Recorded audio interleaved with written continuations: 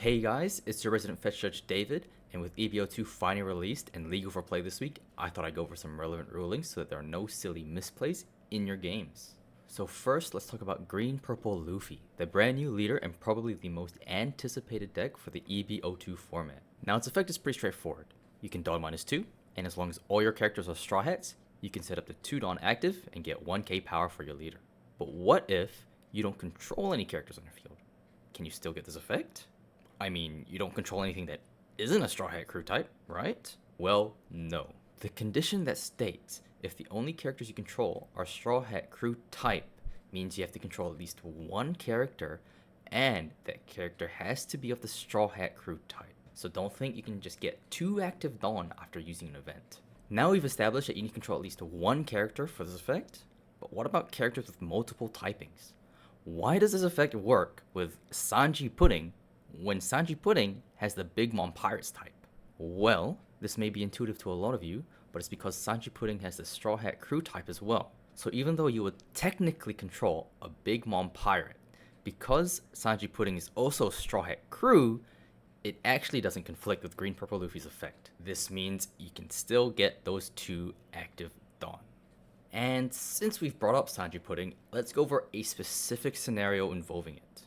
Let's say you're at 10 Dawn.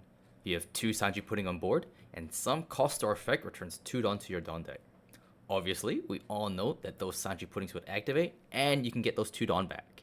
But, in the same scenario, what if you had 3 Sanji Puddings? Could you use 2 Sanji Puddings, and then save that third one for later? Unfortunately, no. When Sanji Pudding meets its trigger, it has to activate, and because the card says up to 1 Dawn, adding 0 Dawn is illegal. This means that even though there are only 2 Dawn in your Dawn deck to add, all 3 Sanji Puddings activate, with 2 of them adding 1 Dawn each, and the third one is left to add 0 Dawn. This isn't actually a new ruling. It's how it's always worked with cards like this. For example, the 5 cost uses Captain Kid blocker from OP05. Next, let's go over a card you will most definitely encounter with all the Green Purple Luffys running around. It's the new Secret Luffy. And more specifically, I want to go over its first 2 lines of text.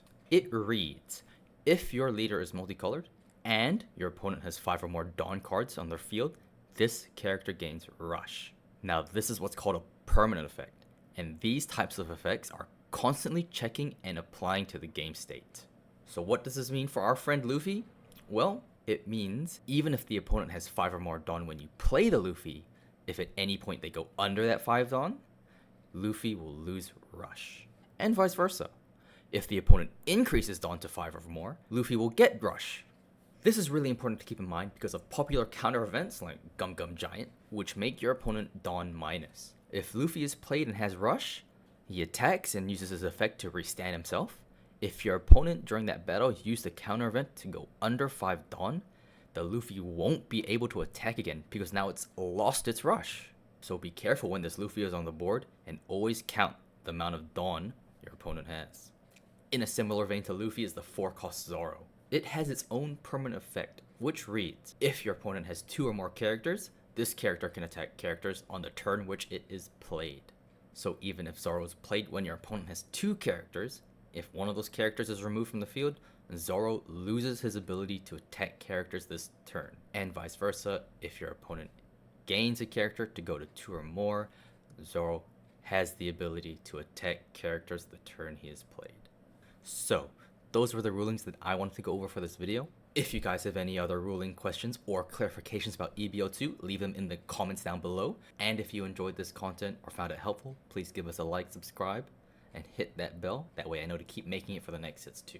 Thanks for watching, guys.